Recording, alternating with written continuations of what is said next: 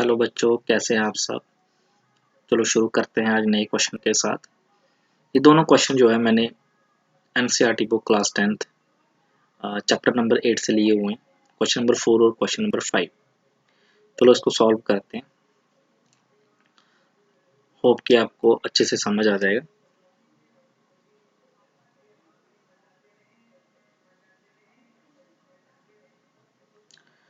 ये question number जो 4th है, इसका सोल्यूशन करने के लिए देखो, आराम से आप देखेंगे। यहाँ कहता है कि गिवन में मुझे दिया हुआ है 15 cot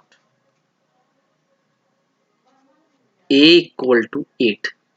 ये मेरे को गिवन दिया हुआ है। ठीक है, इसके लिए सबसे पहले तो मुझे एक ट्राइंगल बनाना पड़ेगा। ठीक है, इसके लिए मुझे एक ट्राइंगल की जरूरत पड़ेगी। ये ट्राइंगल मैंने बना दिया है। ट्राइंगल है ये मेरे पास ए बी सी, इसमें एक राइट ट्राइंगल बनेगा। ठीक है, और मुझे बोलता है कॉट इसके बराबर दिया हुआ है। ठीक है, क्या मैं इसको ऐसा लिख सकता हूँ? इसको हम ऐसे भी लिख सकते हैं ना, कॉट ए इक्वल टू 8/15। कोई दिक्कत नहीं होगी मुझे लगता है इसमें। ठीक है, ऐसे हम लिख सकते हैं। Cot A is equal to 8/15 हम लिख सकते हैं। इस एंगल की बात हो रही है, एंगल ए की। ध्यान से देखेंगे आप यहाँ। तो मुझे बताओ कॉट ए किसके बराबर होता है? मैंने आपको बताया था यहाँ, कॉट ए मैंने आपको बताया था। कॉट जो होता है वो टैन का उल्टा होता है। जो टैन होता है हमारे पास परपेंडिकुलर अपॉन बेस, और ये कॉट हो जाएगा बेस अपॉन परपेंडिकुलर। ठीक है, मेरे पास टैन क्या होता है? टैन होता है परपेंडिकुलर अपॉन बेस, तो इसी का ये क्या है? रेसिप्रोकल। ठीक है, तो यहाँ पे लिख दूंगा मैं बेस अपॉन परपेंडिकुलर। और यहाँ पे देखा जाए बेस कितना है यहाँ पे, तो इसके सामने वाला ये तो हो जाएगा मेरे पास परपेंडिकुलर, एंगल के सामने वाली साइड परपेंडिकुलर है ना। तो ये बेस होगा ए बी, तो मतलब यहाँ पे होगा ए बी अपॉन परपेंडिकुलर होगा बी सी। ठीक, तो कहने का मतलब मैं यहाँ लिख सकता हूँ, मैं लिख सकता हूँ यहाँ पे A B is equal to 8 and B C is equal to 15। B C आ गया 15 और ए बी आ गया 8। फाइन, यहाँ तक आपको क्लियर होगा। उसके बाद हम क्या करेंगे, दो साइडें हमें पता है, तीसरी साइड निकालने के लिए पाइथागोरस थ्योरम का यूज करेंगे। और मैंने आपको ये बहुत बार बोला हुआ है कि जब भी हमें दो साइडें अगर हमें गिवन है तो तीसरी साइड निकालने के लिए पाइथागोरस थ्योरम का यूज करते हैं। ठीक है,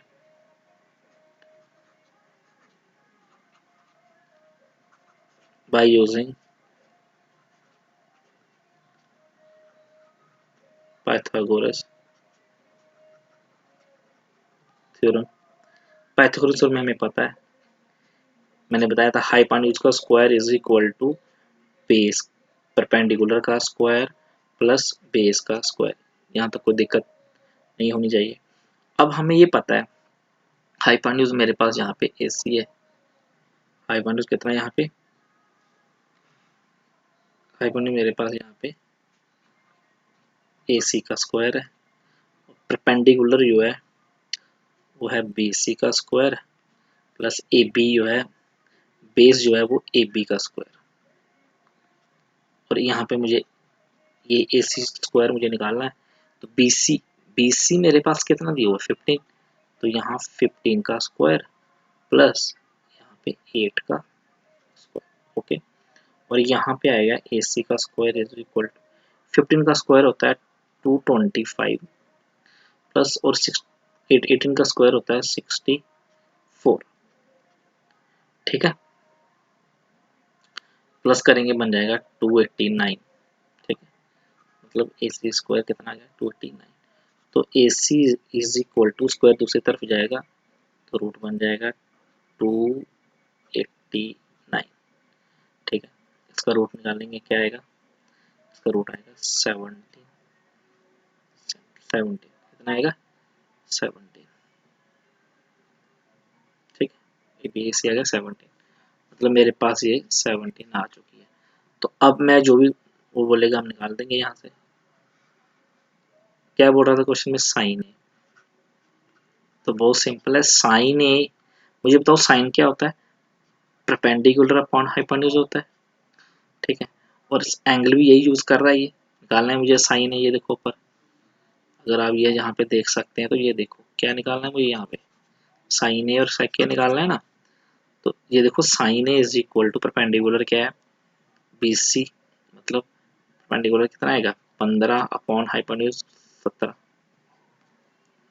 और अगर मुझे सेक ए निकालना है, सेक होता है कॉस का उल्टा, कॉस होता है बेस अपॉन हाइपोटेन्यूज, ये हो जाएगा हाइपोटेन्यूज अपॉन बेस। तो हाइपोटेन्यूज कितना 17 और बेस कितना 8, ये पहले का आंसर आ गया, ठीक है। ये दोनों मैंने यहाँ पे फाइंड आउट कर लिए हुए हैं, साइन ए भी और सेक ए भी। तो यहाँ पे हमारा पहला क्वेश्चन जो है वो खत्म हो जाता है। अगर आपको यहाँ से, ठीक है, तो नेक्स्ट क्वेश्चन का जो सोल्यूशन होगा, ठीक है, उसको यूज करते हैं। क्वेश्चन नंबर 5 का कैसे निकलेगा चेक करते हैं। कहता है, हमें ये कह रहा है, गिवन में ये है कि कहता है angle A, if angle A और बी जो है एक्यूट एंगल है such that cos A cos B के बराबर है, then show that angle A B के बराबर है। सबसे पहले मैं आपको कुछ यहाँ पे समझा देता हूँ। जैसे कोई भी एक हमारे पास मान लेते हैं एक ट्राइंगल है, ये आपको जस्ट समझाने के लिए, हमारे पास एंगल, ठीक है, ये हमारे पास ट्राइंगल है, वो ये कहता है कि एंगल ए और बी एक्यूट एंगल है। एक्यूट एंगल होता है 90 डिग्री से कम, ए भी 90 से कम है, यहाँ ए तो आ नहीं सकता क्योंकि ये कितना डिग्री है 90, तो ऑब्वियसली यहाँ कितना आएगा सी। मैंने कहा ए और बी जो है, ए एंगल एक्यूट और बी भी एंगल एक्यूट एंगल है, तो ए एंगल एक्यूट एंगल वो एंगल होता है जो 90 डिग्री से कम होता है। तो ये तो मैंने 90 बनाया, मतलब ना तो ये ए होगा ना बी होगा, ये सी होगा, है ना। तो ये एंगल हम ले सकते हैं ए, और ये हम एंगल ले सकते हैं बी, ठीक है, कोई भी ले सकते हैं, इधर ए ले सकते हैं, इधर बी ले सकते हैं, इधर बी या इधर ए ले सकते हैं, कुछ भी। तो मुझे बताओ कि सब एंगल का सम कितना होता है, angle A plus angle B plus angle C 180 होता है angle sum property. Angle C 90 है, तो angle A plus B plus angle C कितना है यहाँ पे, इसकी जगह 90 इज इक्वल टू 180। तो देखो angle A plus angle B is equal to 90, उस दूसरी तरफ जाएगा तो 180 माइनस 90, तो यहाँ पे कितना आ जाएगा 90, तो मतलब ए प्लस बी कितना आ जाएगा। इसका मतलब ये हुआ कि ये वाला एंगल, ये वाला एंगल, एक सेकेंड,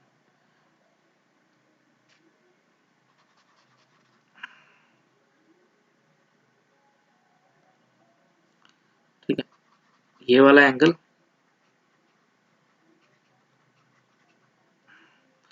और ये वाला एंगल, इन दोनों का सम 90 होने वाला है, ठीक है। तो 90, और ऑब्वियसली बात है एंगल ए भी 90 से कम होगा, बी भी 90 से कम होगा, तभी दोनों का एंगल जो भी सम निकलेगा वो 90 डिग्री के बराबर होगा। अब समझ में आ गया आपको ये चीज, ठीक है। क्वेश्चन पे आते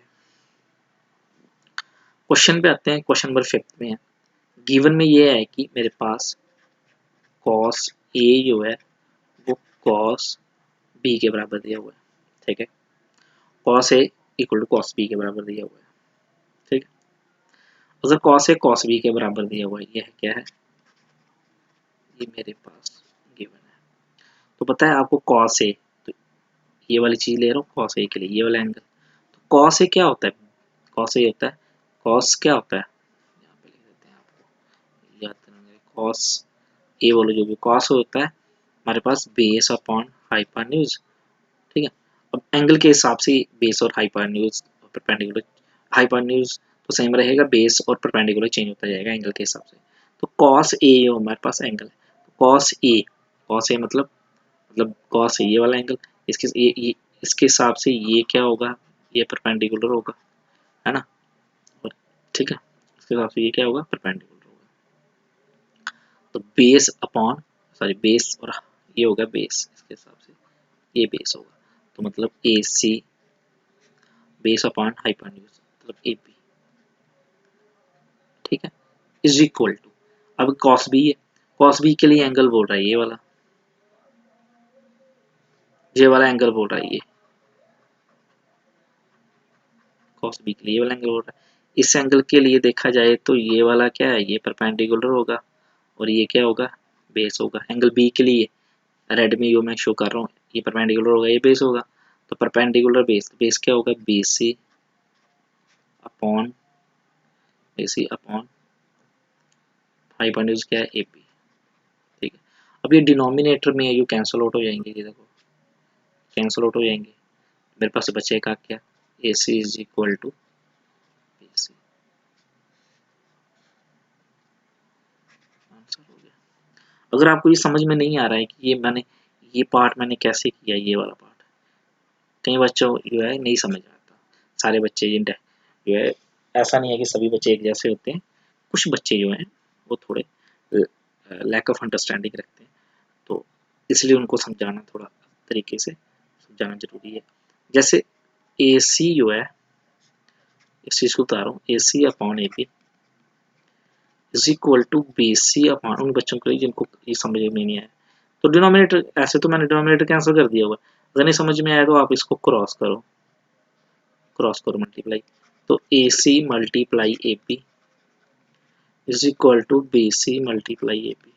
ठीक है, अब ठीक है, तो ए सी यहीं पे रखेंगे, बी सी ए बी दूसरी साइड ले जाएंगे, तो A C is equal to B C cross A B.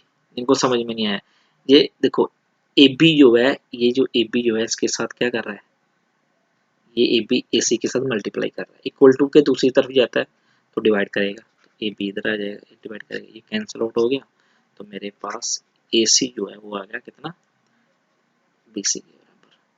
तो अब देख लो, जिसको ये समझ में नहीं आता, अब ये वाला पार्ट भी देख सकते हो, ये वाला part.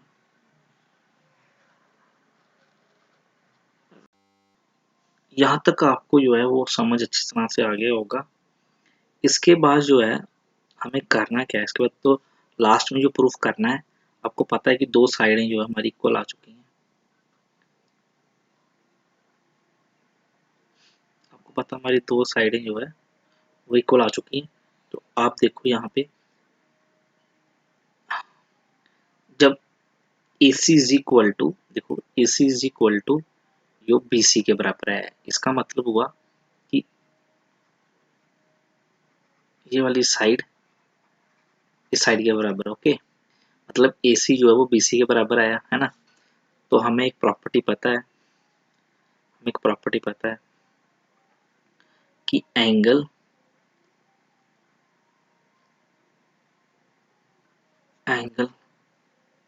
A is equal to angle B होगा। कैसे, हमें ये पता है कि अगर हमारे पास एंगल, दो साइडें इक्वल हैं ट्राइंगल की, तो उसके आमने सामने वाले एंगल भी इक्वल होंगे। ठीक है, तो रीजन क्या लिखेंगे, जब साइडें इक्वल है तो इसके ऑपोजिट एंगल भी, ऑपोजिट जो एंगल होंगे वो भी इक्वल होंगे। तो angles opposite to equal sides are equal, are angle opposite to equal sides are equal.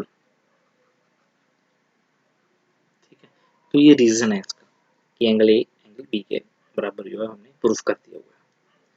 तो इस तरह से दोस्तों हमारा लेक्चर यहाँ पे खत्म होता है। आप इसका चाहे तो स्क्रीनशॉट भी ले सकते हैं, और आप जितनी बार जो है मेरी पुरानी वीडियो को देखोगे उतना ही आपको ज़्यादा क्लियर होता जाएगा।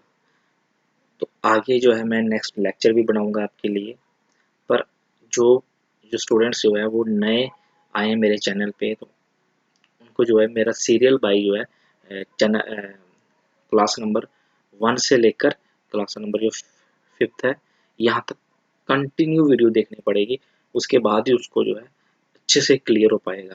हर एक क्वेश्चन बिल्कुल मैंने बहुत अच्छे से समझाया, बस आपको क्या है कि मेरी वीडियो को अगर आपको समझ में नहीं आता तो आप बार बार देखिए, उसको अच्छे से देखिए ताकि आपको और क्लैरिटी हो जाए क्वेश्चन में। और इसी के साथ जो है मेरा लेक्चर यहाँ पे ख़त्म होता है, और इस लेक्चर को जो है आगे भी आप फॉरवर्ड कीजिए, शेयर कीजिए, लाइक करो और जो है सब्सक्राइब करो। अगर आपको ये चैनल अच्छा लगता है तो इसको प्लीज़ सब्सक्राइब कीजिए, जिस तरह हो सके आप शेयर कीजिए। Thank you so much. Next lecture के साथ हम जो है फिर से आएंगे। Thank you so much.